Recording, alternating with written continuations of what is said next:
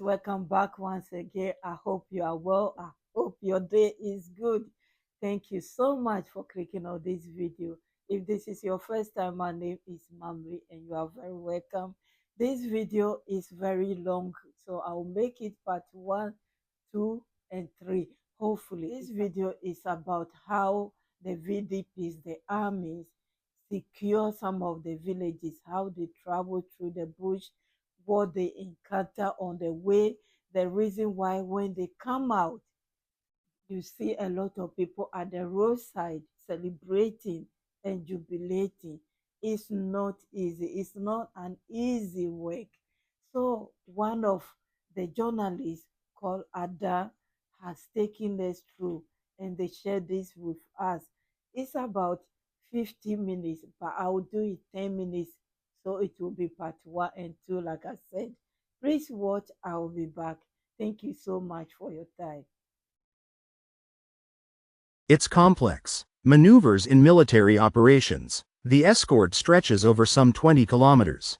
And in the minds of many here, this operation to supply Noemi Shirima II, where Gulmashima supports, is exceptional. It will therefore undoubtedly cost time and energy. Girls maybe?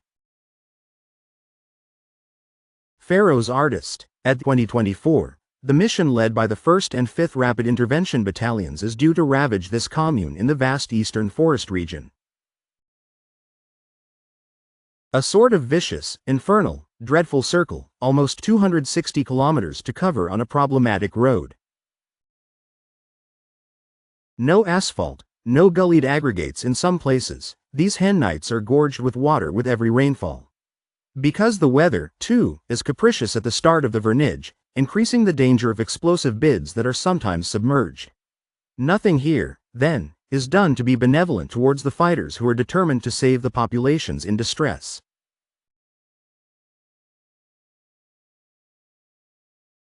In addition to artisanal mines, there are dynamite points, skin, forest, and the threat of ambush.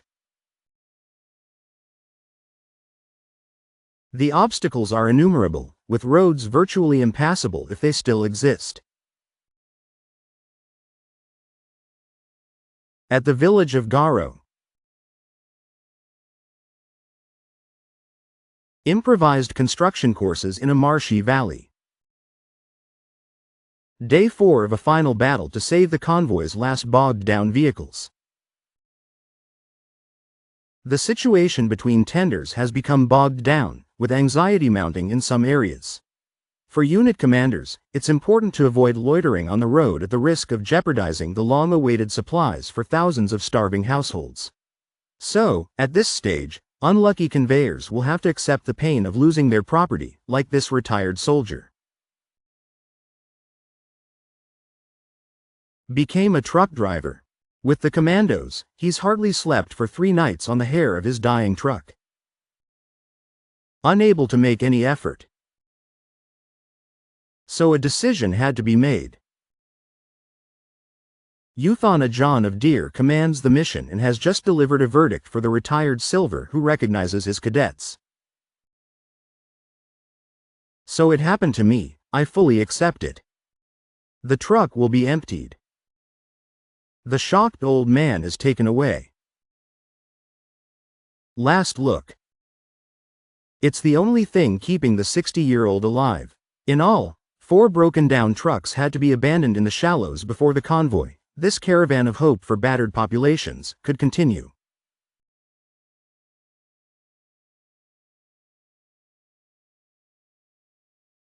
We're almost a month into our ordeal.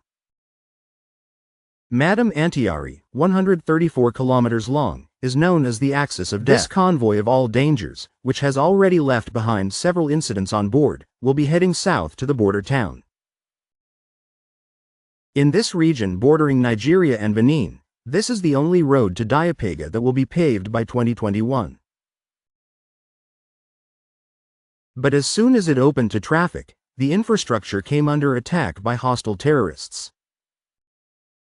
They've blown up all the bridges on the trail. So to get ahead, you have to be a very careful engineer. It's the rainy season. I want the threatening sky. We face the unknown. The last obstacle before Diapaga. Even with its beauty, this imposing Bodier Bridge remains an obligatory passage for supplies to the main towns on the Tapoy.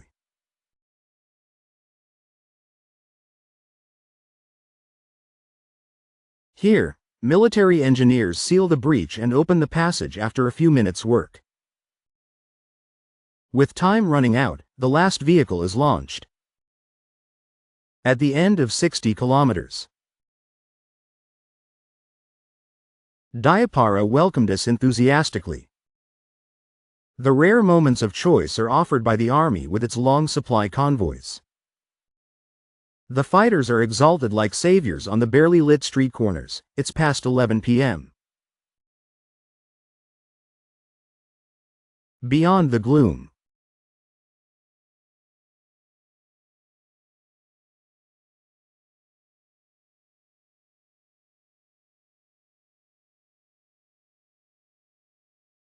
the mission is on its fifth stage in a not at all simple area. Surrounded, Diapaga is almost dry. It has been almost 7 months since it last received supplies of basic necessities. The locality's difficult access has caused prices to skyrocket, making life more expensive than elsewhere. Rogue traders are taking advantage of the situation, with a 50-kilo bag of rice now selling for 150,000 CFA francs.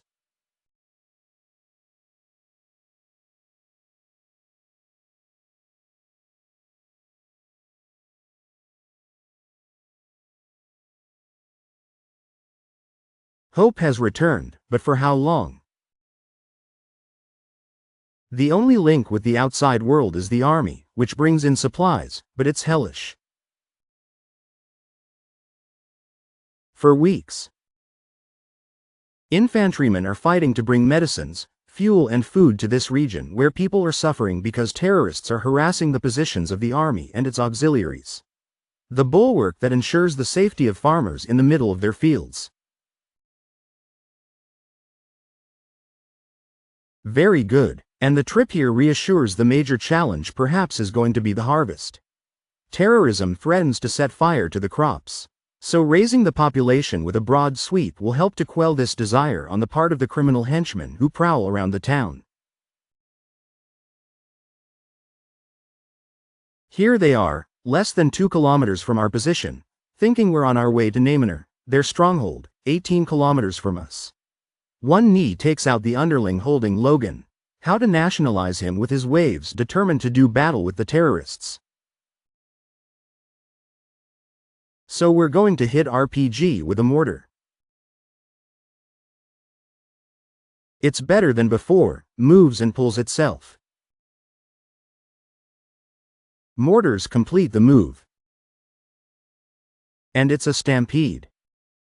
The Bushmen have left their hiding place.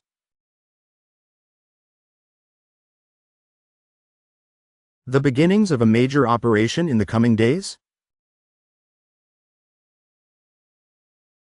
The military engineers split the ground with bucket blows. Elements of the 33rd Infantry Commando Regiment and the VDP reinforce their position. It's a decisive turning point in the fight against terrorism. It is said here and now, the WASP can begin.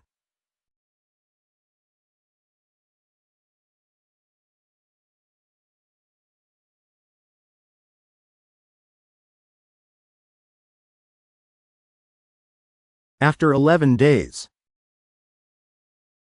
we set course for Partiaga, 20 kilometers west. The convoy loaded with supplies for a vaccination campaign is moving slowly. Every kilometer is a struggle against impassable roads and the omnipresent threat of artisanal mines. In spite of this, some unscrupulous drivers have been filling up their loads, with civilians loaded on board like cattle. A fraudulent business that brings in 15,000 CFA francs per person, in defiance of safety regulations. With these civilians, the maneuver becomes even more complex, especially in the event of an ambush.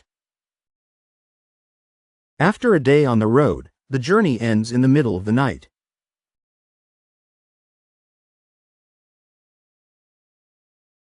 Borjaga, or the Monkey Wells in Gulmakima. In this setting of imposing hills, calm and tranquility are the order of the day. Yes. Credit to Sahara Info TV. Yes, families, this is how they travel to rescue the villages, and that's why they are always excited when they see them. It's not easy. He made a separate video explaining what he has seen on the way, and hopefully one day I will share that with you because it's a bit sad, but also he wants us to know what is going on, how they are fighting this dangerous fight. Yes, families, I'll be back with another one.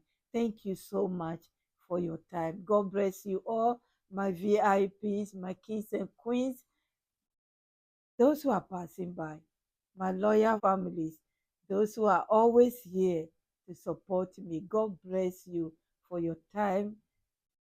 I really appreciate you all. I really appreciate you all. Thank you. God bless you. Credit to ORTM for sharing this with us. I'll be back, family. Thank you for your time.